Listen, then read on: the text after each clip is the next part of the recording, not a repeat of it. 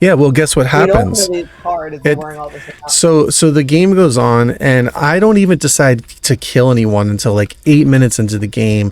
They're like blowing through generators, so I'm like, okay, well, I guess I got to kill someone now, and so I end up killing one. And guess what? I'm accused of tunneling. Like, they accused me of tunneling. And I'm like, you don't get to accuse somebody of tunneling if you're going to dress the same. I know, all 4 of you dressed identical, and I'm trying not to tunnel, and then you're going to accuse me of tunneling. And then I went back and tried to watch their stream to like see their perspective, because they said from their perspective I was tunneling. And what they did was they shut their stream down. Oh, like they ended their stream and they didn't post it, and they said I'm not allowed to use their VOD because I was gonna edit it together, their perspective and mine. And they were like salty about it. But then that's on them. Yeah, it's like, I don't know, for some reason I'm getting just like Twitch streamers that, it's weird, you get both sides. You get like really awesome ones. Like sometimes, like after a game like that where I'm like trying to not tunnel and I'm trying to be like nice and not kill anyone, and then I get called a tunneler, right? So then after that I'll go like super toxic and I'll just start like hitting people on hook and being the complete opposite. And then in the end game, like the people are so sweet and they're so nice and they're like, oh, it was so fun. Yeah, and they're like, oh, it was so fun being chased by you and like hit on the hook, and it was, I enjoyed it so much. And you're like, no. And I'm like, well, I'm sorry I killed you. I just, you know, it's like, and they're like, no, it was great. I enjoyed it. So it's like you give them the complete wrong treatment, because those are the ones you actually want to be nice to.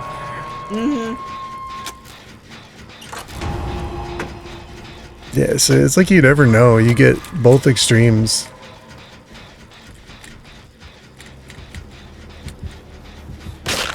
And then you get some that are just cool and they're like, hey, that's the game. Like, your job is to kill me. Like, don't be sorry. For me, I love it because I like getting chased. So for me, it's ideal to always be the survivor. Now, occasionally I will play killer, but ultimately I'm always going to be the survivor because I love being chased. I love the idea of like, what if this is like the real world scenario? What would I do? Most of the time I'm dying.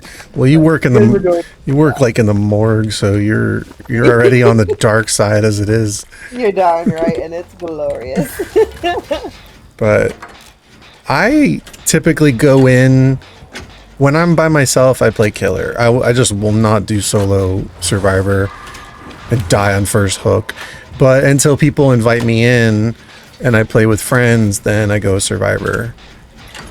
Like they just happen to invite me, so I switched over to survivor. I'm just always consistently by myself, so my builds on survivors are always meant to like keep me alive, because that's all I have ever had until I've recently joined your channel, and then I've had people that have consistently wanting to play with me. Then my, you know, trying to build a different build around actually being helpful, that was really hard. Like that was hard. Yeah, that's why I have sprint burst, because I get so much value of like just running from the killer. At least I just usually get a boost right off the bat. Like he's over there hooking them, right? If I start to hear his terror radius coming towards me, which he's not, he chases someone else. But as soon as I sprint burst off this generator, I get a speed boost.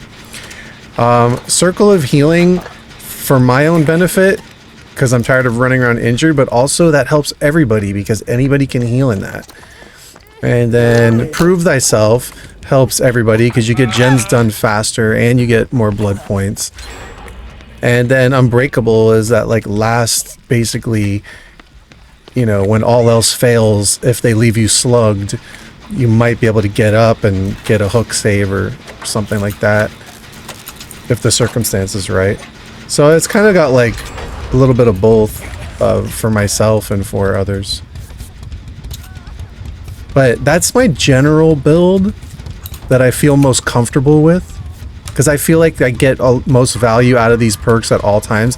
Even Unbreakable, if I don't get to use the part where I pick myself up, I'm at least healing faster on the floor, so I'm still getting value out of it if I get slowed. So with this build, I'm like constantly, I don't like perks that have cooldowns. I would prefer if agile fall, like if that didn't have a cooldown where I can just jump off of anything, get that little speed boost, that'd be great. But then that would just make it so OP, and it would just be, you know, unfortunate. You're talking about balanced landing. Yeah, there we go. Thank you. Yeah, see, that's your exhaustion perk, but you have to fall from something. So if you're not you can literally run up a little hill, and then the instant you have to slightly fall from something, you get that boost. So it doesn't have to be from a building. It can literally be from going halfway up the mountain and then just end up having to fall off. But that's assuming that you're in a position where you can do that. Whereas for me, like with Sprint Burst, I could just run and I'm going to get a speed boost. Yeah. So I could be like on a gen out in the open and just run. These two of them are down. So I'm going to guess from the way this game is going that the killer did not take kindly to the memeing.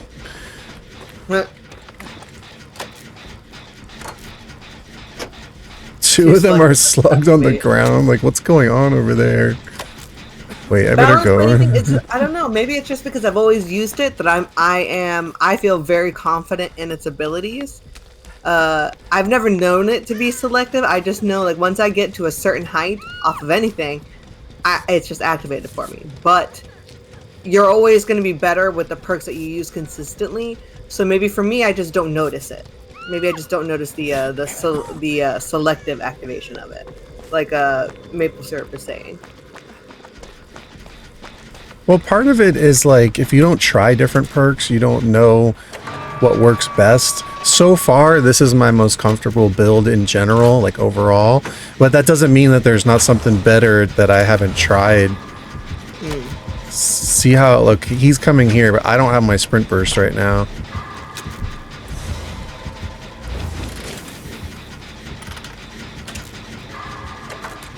Oh, I didn't even look at their perks. But I'm gonna... Okay, I know one of them had no mither.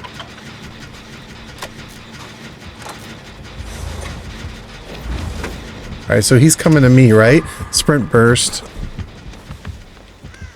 And see how, like, I just made all this distance just from running away?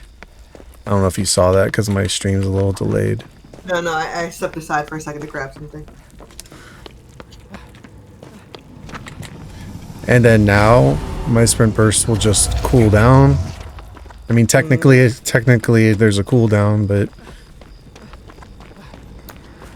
not enough to really interfere with your gameplay, though. Well, I don't think about it too much. It just kind of happens a lot of times because, like right now, it's halfway cooled down. He's got something that exposed me. See, I'm running, so I'm not getting the cooldown, but oh, like you have to walk to have your get your exhaustion back. So I'm exposed, but see now right now my exhaustion's back. Oh dude, look at this zombie at the window. Do you see that? No. He's just chilling at the window. Okay, one of them's on hook. Oh god, I see him now. Okay. He's got the syringe exposed add-on. Oh, that's why. Because I used the syringe. Alright, one of us has gone to a better place.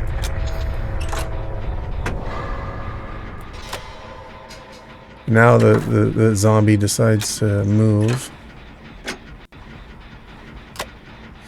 So he's got no Lightborn or Franklins.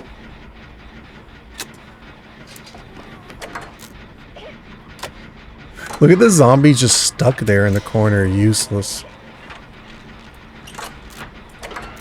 Me too, zombie. Me too. Oh, here it comes. See, I'm not used to the flashlights.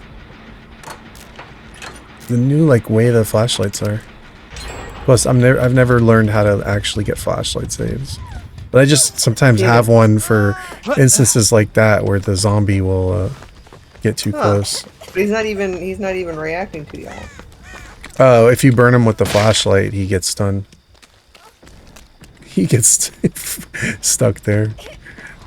See the zombie, right? I think you gotta blind him in the face, right?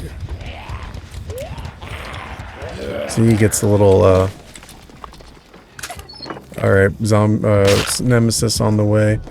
Probably gonna go for her because I've not been hooked. She's death hooked. See, I don't even know how to get there in time to get a flashlight save. I'm always positioned wrong. I end up behind the killer, the side of the killer.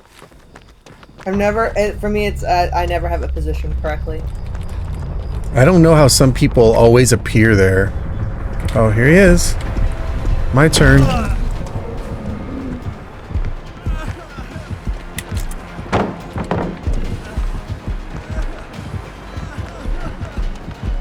Alright, I'm in trouble.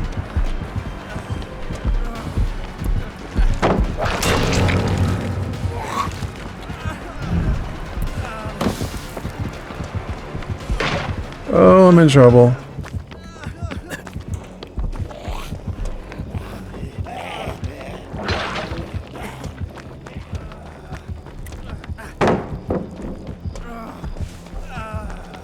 I'm just pre-throwing pallets because he just whips them anyway and breaks them.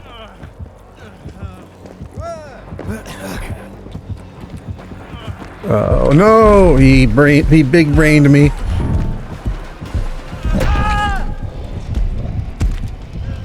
All right. He gets his first hook. Ooh. Oh, they're gonna take a break.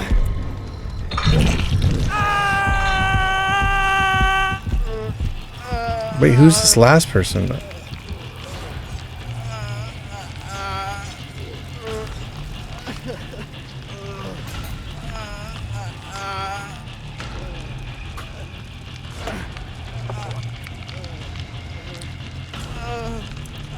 Oh no, they're in chase.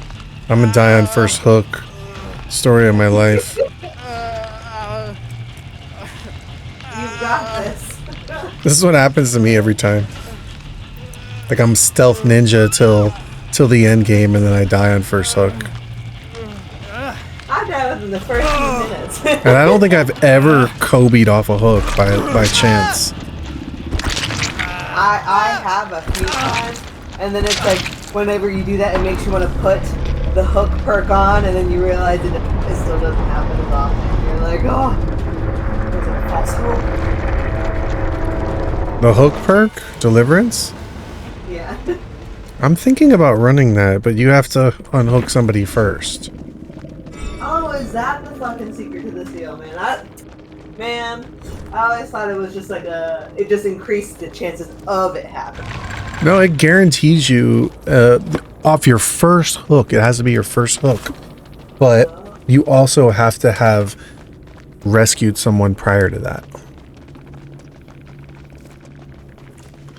But in theory, it's a good perk because basically you could hang there for the duration of your first hook while everybody stays on generators and nobody bothers to come for you. And then you deliverance off at like the last second, assuming the killer's not right in front of you. But even if they are, you'll still get the endurance hit. Look at me learning something new. I mean, I've never actually used it, but I could see how, like, these Twitch streamers that I played against a few games ago, one of them used it. And I'm sitting there like, I didn't camp the hook, but I was kind of in the area because I was looking for someone else that I knew was nearby. And I'm like, nobody's going for that save. And then I come back to the hook because I'm like, they have to come for the save now. Like, she's going to go to second hook. So I come back and then she like deliverance off right in front of my face. So she deliberately wasted that time like hanging there just so people could stay on generators, which was pretty smart. That is not a sacrifice I'm willing to make unless I've already been on the hook once prior. And at that point, fair game. No, you can't deliverance off of your second hook. It can only be your first one. Yeah, I'm saying like either I will, if I know the killer's gonna camp. What I mean to say is if I see him camp on somebody already, I'm just gonna, if I get caught on my hook for the first time, I'm just gonna be there to sacrifice myself, because at that point, this killer's known to be campy. There's gonna be a sacrifice, and typically it's me, because I don't mind. I played this game for funsies. Like, I'm never hard out for points. So for me, you know, I think I would like try. The more we talk about now, I'd like to try it again now that I know how it works. But ultimately, I don't know. Keep my build as it is. Who knows?